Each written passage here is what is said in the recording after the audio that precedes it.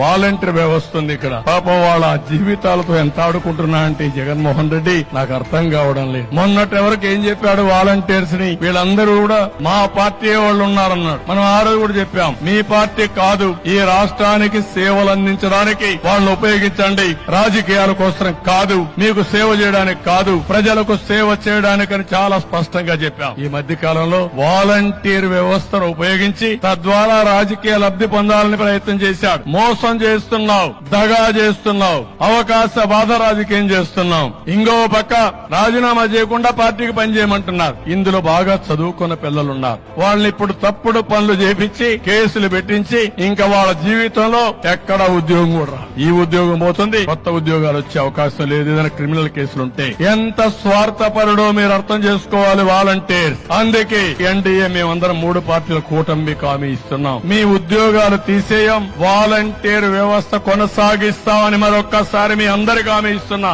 ఉగాది రోజున, పండుగ రోజున తీపి కబుర్ మీకు అందరికీ ఇస్తాం. 5,000 కాదు, మీకు రాబోయే రోజుల్లో 10,000 రూపాయలు పారితోషికం ఇచ్చే బాధ్యత మాది.